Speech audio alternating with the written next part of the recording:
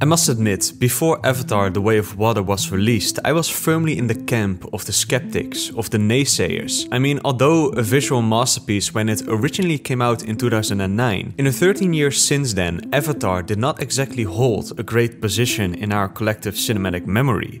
After the initial jolt of its beauty and innovative technology had passed, it was mostly remembered as an unoriginal story, Pocahontas or Dances with Wolves but in space.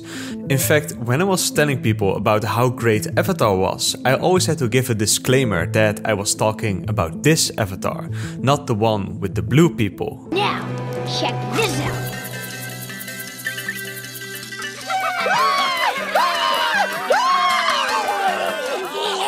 The world is also very different today compared to 2009.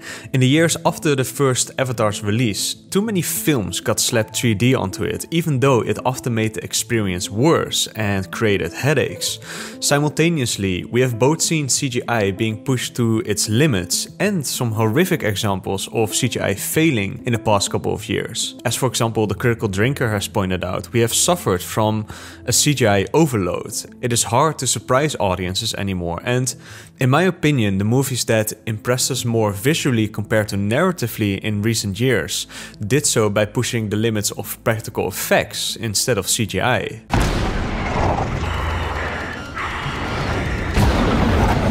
But if there's one thing that we should never do, it is to count out James Cameron. There are only a handful of film directors who both have unique and distinct styles and are also able to work within the highest levels of the studio system, where putting their name on the billing is just as powerful, if not more, as having a major star attached to the film. Names like Scorsese, Spielberg, Nolan, Fincher and Tarantino, to name a few. Within the last decade, new talent emerging like Denis Villeneuve and Damien Chazelle. But somehow James Cameron stands above even these directors regarding the budgets and creative freedom he gets. I mean, what studio in their right mind would give a director 13 years to make a sequel because the technology he needs to make it has not been invented yet? And then when it is finished, the film has to make $2 billion to break even. All in all, when I went to sit down to watch Avatar: The Way of Water, I was skeptical. Not that I did not expect it to be pretty, but a lot of movies look pretty. I would have accepted pretty if it was only a couple years between the first and the second film. But when you take more than 13 years off and expect a $2 billion box office, you have to deliver more than just pretty. You have to raise the bar to a completely different level again. And in my opinion, somehow he did. People should know how you saved us all, how you raised the bar. How will they know what a hero you are? James Cameron doesn't do what James Cameron does for James Cameron. Avatar: The Way of Water is mind-blowingly beautiful. James Cameron does what James Cameron does because James Cameron is James Cameron. As I was saying, Avatar: The Way of Water is mind-blowingly beautiful and again a big leap forward for what CGI and motion capture, or performance capture as James Cameron prefers, can do. The movie is completely immersive and you forget that the world of Pandora isn't real. An often heard complaint surrounding CGI action is that it does not feel grounded, is the word often used. Grounded in reality. Even if it looks real, it does not necessarily feel real, and what is so impressive about The Way of Water is that it does both, even though, as we know, it does rely heavily on CGI. The set of the movie looks quite different from the planet of Pandora. Now, we can talk for hours about how Cameron and his VFX company Weta FX did all this, from the performance capture technologies used to the fact that he built a massive water tank to capture being in water in a more realistic way than he did in the first Avatar, including Kate Winslet holding her breath for 7 minutes and breaking Tom Cruise's on-screen record. Not to mention the new patented technologies for rendering CGI water blended with real practical movements and water. There was a lot of discussion about how this shot was done in particular, but I would actually say that this is one of those moments where we should not try to reverse engineer the magic, but just experience it. Just let James Cameron do what James Cameron does, because he is James Cameron. Now, the visual beauty aside, the biggest weak point of the first film was its narrative. For those that had hoped that The Way of Water would be a complete reimagination of its narrative structure, without any of the flaws of the first movie, you will be disappointed. Compared to the first Avatar, the narrative of The Way of Water is same, but different. But still same! It is still a relatively simple plot. The villains are cartoonishly evil, and with regards to the dialogue, there are quite a lot of bros flying around, to the point where the entire teenage conflict plot can be summarized very accurately with this clip from South Park. Respect you, bro! Stop disrespecting, bro! I respect you, bro! Okay, I respect you too! Okay! The bro down is over! Let's bro out! Bro out! Party people! However, I also think that the story of The Way of Water is in many ways a better, improved version of the first film. At the core of both films are of course the ecological messages of protecting nature. Now, the first one focused on saving our forests, which of course we understand is important. We know massive deforestation is not a good thing, but at least for me, on an emotional level, it did not hit as hard because, well, they're just goddamn trees. The second film, however, with the oceans at its center, chooses to show oceanic animals, the Pandora version of whales specifically, as primary victims, which is much more effective. There is a sequence in the midsection of the film that, to me, was really heartbreaking and got me much more emotionally invested in the final battle than the first film.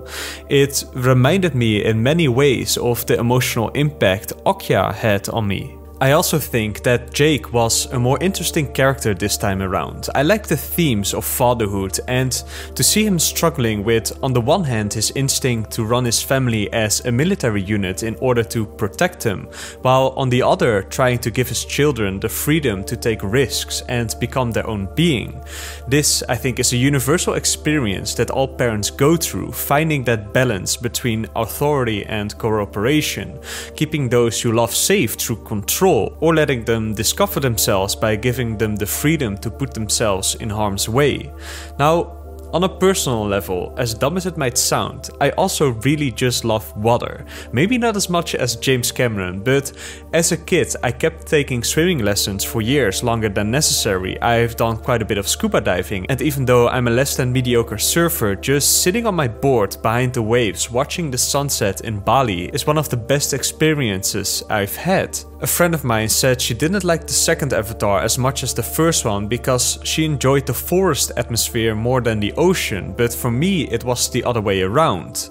There is a large midsection of the film where we are mostly just exploring this new oceanic world on Pandora that I've heard some criticism against as boring, but I actually was enjoying this part so much that I was kind of sad when the action started picking up. I could have hung out in this beautiful world for hours more. I think an important aspect of the immersiveness of this oceanic world is not only its technical aspects, but also because the children explore it in a universal way that we all do when we go into the ocean for the first time. Moments like lying in the shallow water and just looking at the sand, or throwing a shell into the sea and chasing it before it hits the bottom, or dangling your feet while tiny fish swim around them. I continuously had these Ratatouille-like flashback moments and was very tempted to book an immediate flight to a tropical destination after leaving the theater. This idea of the universal experience is, I think, key to the Avatar series. It is clear that every time James Cameron makes a movie, it pretty much has to be the biggest movie of all time in order to break even, which is totally insane. It would be a tall order even for the machine that is the Marvel Cinematic Universe. So it is logical that on a narrative level, Cameron aims for universal appeal, to tell a story that appeals to anyone in every country, in every culture in the world, while simultaneously pushing the boundaries of film technology. It is a unique balance between hyper-specific passion and obsession, while simultaneously being universally appealing on a global level, which is in a way what every artist strives for, and the fact that that results in a slightly cliché narrative and dialogue is a price that at least I am willing to pay. But since the bar has now been raised again, what will the future of cinema hold? The last thing I want is for history to repeat itself, a whole new period of 3D movies that should not be 3D, or filmmakers copying technical elements of this movie in a lesser way while forgetting about their own unique talents and obsessions. Just because James Cameron has pushed CGI and performance capture to a new level does not mean it should become industry standard.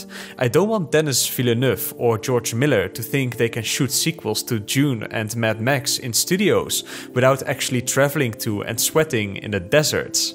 To me, we should not focus on the specific technicalities of this great movie, but take a lesson that I like to believe in, that even in this world of endless content overload, patience, attention to detail and craftsmanship still gets rewarded. That we should just let James Cameron do what James Cameron does because he is James Cameron, and that the rest of us also should just do what we do to the best of our ability and with as much passion as we can. Alright, thank you all so much for watching, everyone. I know it was a little bit of a different video than normally, more of a review than an essay. I hope that's okay. Happy New Year! I know it's a little late, and the next video will be about The White Lotus, and this is Charlie, by the way. Thank you all for watching, and I'll see you guys next time.